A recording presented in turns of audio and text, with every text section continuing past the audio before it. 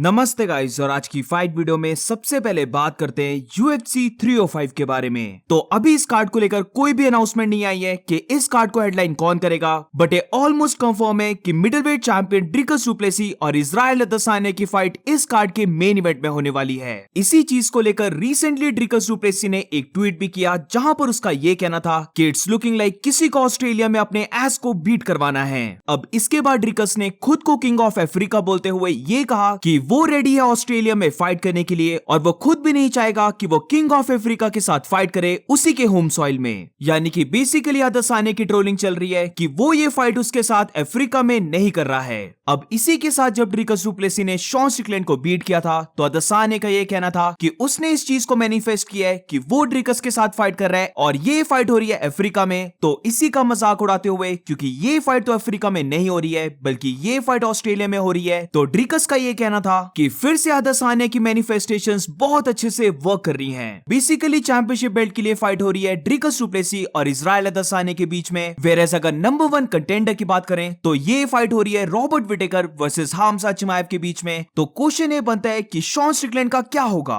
वो काफी टाइम से डिमांड कर रहा है कि उसे रीमैच चाहिए, बट अब तो ऐसा लग रहा है कि यूएफसी ने उसे नॉट ओनली चैंपियनशिप बेल्ट के लिए मना कर दिया है, बट ऑल्सो जो नंबर 1 कंटेंडर फाइट है वो रख दी है हामजा चिमाएव और रॉबर्ट विटेकर की। शॉन स्ट्रिकलैंड डेफिनेटली डिजर्व करता है कि वो ड्रिकस डु प्लेसी के साथ एक टाइटल फाइट करे, क्योंकि जो उन दोनों के बीच में फर्स्ट फाइट की थी वो काफी क्लोज गई थी। बट अब ऐसा लग रहा है कि शॉन स्ट्रिकलैंड को रीमैच मिल रहा है, बट आई थिंक ये जो रीमैच है ये होने वाला है जैरेड कैनेनियर के साथ। जैरेड कैनेनियर भी मिडिलवेट डिवीजन का टॉप रैंक फाइटर है, जहां पर उसका भी अभी नेक्स्ट ओपोनेंट डिसाइड नहीं हुआ है, और इन दोनों की भी फर्स्ट फाइट बहुत ही ज्यादा क्लोज गई थी। तो मे बी यूएफसी इन दोनों की फाइट बुक करवा दे, बट स्टिल क्वेश्चन ये बनता है कि दोनों में से जो भी इस फाइट को जीत जाए, स्पेशली अगर शॉन स्ट्रिकलैंड इस फाइट को विन करता है, तो क्या स्टिल उसे फिर एक और फाइट करनी पड़ेगी, या फिर उसे सबसे पहले हामजा चिमाएव और रॉबर्ट विटेकर की विनर की वेट करनी होगी और फिर उसी के बाद उसे टाइटल शॉट मिल सकता है। प्लेन एंड सिंपल में बात करूं तो बेसिकली यहां पर शॉन स्ट्रिकलैंड को स्क्रू किया जा रहा है। ना तो उसे रीमैच मिला फॉर द बेल्ट और ना ही उसे मिल रही है नंबर 1 कंटेंडर फाइट। अब मिडिलवेट डिवीजन की बात लगी है, तो आज की नेक्स्ट वीडियो में बात करते हैं former middleweight champion Robert Whittaker का क्या कहना है उसकी next fight against Khamzat Chimaev के बारे में। तो बेसिकली रॉबर्ट विटेकर टेस्ट करना चाहता है कि हामजा चिमाएव की हाइप कितनी ज्यादा बड़ी है। अब इस फाइट को लेकर रॉबर्ट विटेकर का यह मानना है कि उसके पास हामजा चिमाएव के कंपैरिजन में ज्यादा स्पीड है और उसकी स्ट्राइकिंग भी ज्यादा बेटर है। यूजुअली हामजा चिमाएव अपने ओपोनेंट्स के अगेंस्ट अपनी रेसलिंग को फोर्स करता है, बट उसका यह मानना है कि हामजा चिमाएव के लिए सेम ऐसा करना उसके अगेंस्ट ज्यादा मुश्किल रहने वाला है as compare to his previous opponents. Hamza Chimaev की जब भी फाइट होती है तो वो अपनी फाइट्स में बहुत ज्यादा कॉन्फिडेंस के साथ आता है, जो एक काफी डेंजरस चीज है, यानी कि हामजा चिमाएव के लिए एक बहुत बड़ा पॉजिटिव है। बट इसी के साथ हमने कपल ऑफ फाइट्स में भी देखा है कि जब हामजा चिमाएव का कॉन्फिडेंस शेक हो जाता है तो फिर फाइट कहीं पर भी जा सकती है। बोल सकते हैं यहाँ पर रॉबर्ट विटेकर एग्जांपल दे रहा है कमारू उस्मान की fight and also Gilbert Burns की फाइट का।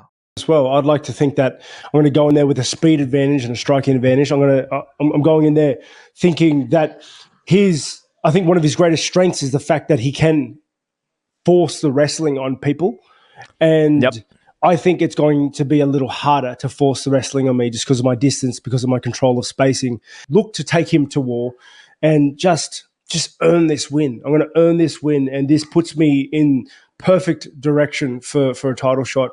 I think he's a good fighter, and I think he's got a great headspace for the craft, and he knows what he does well, and he goes out there with undoubted confidence.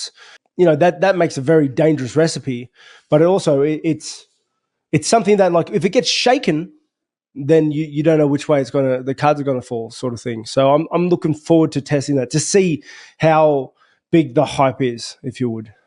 अब right now मुझे याद नहीं आ रहा है कि मैंने दोनों के ऑड्स को बताया था या फिर नहीं, बट एनीवेज जिसको नहीं पता, हामजा चिमाएव इस फाइट को जीतने के लिए फेवरेट है, जहां पर वो इस फाइट को विन करने के लिए 2-1 फेवरेट है, वेयरएज रॉबर्ट विटेकर एक डिसेंट अंडरडॉग है। आज की नेक्स्ट वीडियो में बात करते हैं UFC 300 की main event fight light heavyweight champion Alex Pereira और former light heavyweight champion Jamal Hill के बारे में। तो 14 अप्रैल को ये फाइट होने वाली है, जिसका मतलब ये है कि फाइनली UFC 299 और UFC 300 के बीच ये जो 3 3 सबसे ज्यादा boring UFC fight night cards हैं, ये शुक्र है खत्म होने वाले हैं। अभी स्टिल एक कार्ड बचता है जो इस संडे को हो रहा है, बट उसके बाद फाइनली हमें काफी बड़ा कार्ड देखने को मिलेगा, तो इसके लिए मैं बहुत ज्यादा खुश हूँ। अब जिसको याद होगा तो इलिया टुपुरिया ने अलेक्जेंडर से फाइट करने से ही पहले अपनी इंस्टा की आईडी में 14-0 से 15-0 कर दिया था, और इसी के साथ ये भी मेंशन कर दिया था कि वो यूएफसी का अनडिस्प्यूटेड चैंपियन है। तो बिल्कुल सेम ऐसे जमाल हिल ने भी अपनी इंस्टा की बायो को चेंज कर दिया है, जहां पर अब हम देख सकते हैं कि जमाल हिल ने 12-1 से कर दिया है 13-1, और इसके साथ ये भी ऐड कर दिया है कि वो यूएफसी का अनडिस्प्यूटेड चैंपियन है। तो जैसे इलिया टुपुरिया ने अलेक्जेंडर को नॉकआउट करके अपनी प्रेडिक्शन को सच कर दिया था, क्या सेम वे से जमाल हिल एलेक्स परेरा को बीट करके ये प्रेडिक्शन को सच कर पाएगा? Let me know in the comments. अब इसके बाद अगर एलेक्स परेरा की बात करें तो रिसेंटली एलेक्स परेरा ने अपनी ट्रेनिंग वीडियो को पोस्ट किया है, जहां पर हम देख सकते हैं वो काफी हेवी कॉम्बिनेशंस को थ्रो कर रहा है, एंड ऑल्सो इसी के साथ एलेक्स परेरा की लास्ट स्पारिंग भी ओवर हो चुकी है।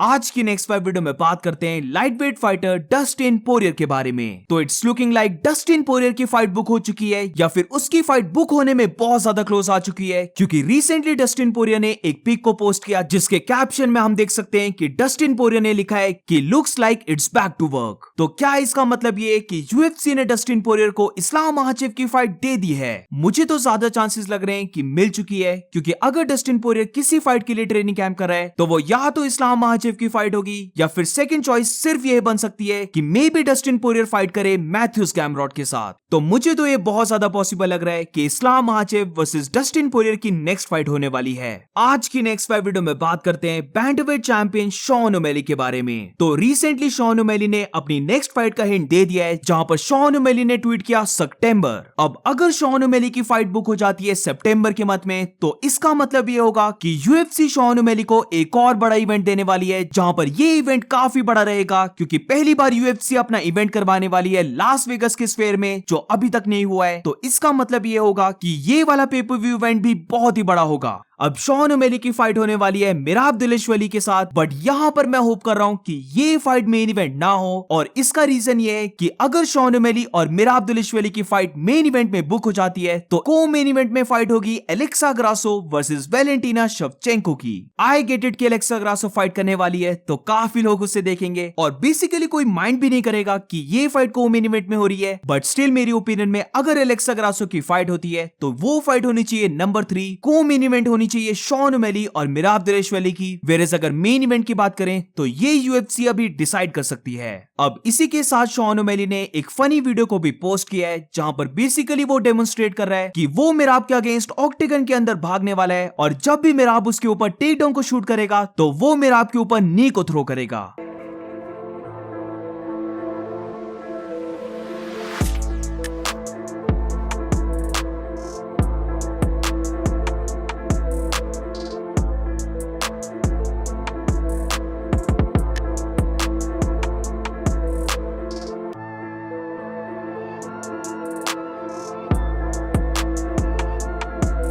सो दैट्स इट गाइज, आज के लिए बस इतना ही। अगर तुम्हें वीडियो अच्छी लगी हो तो please make sure to like subscribe. मिलते हैं नेक्स्ट वीडियो में।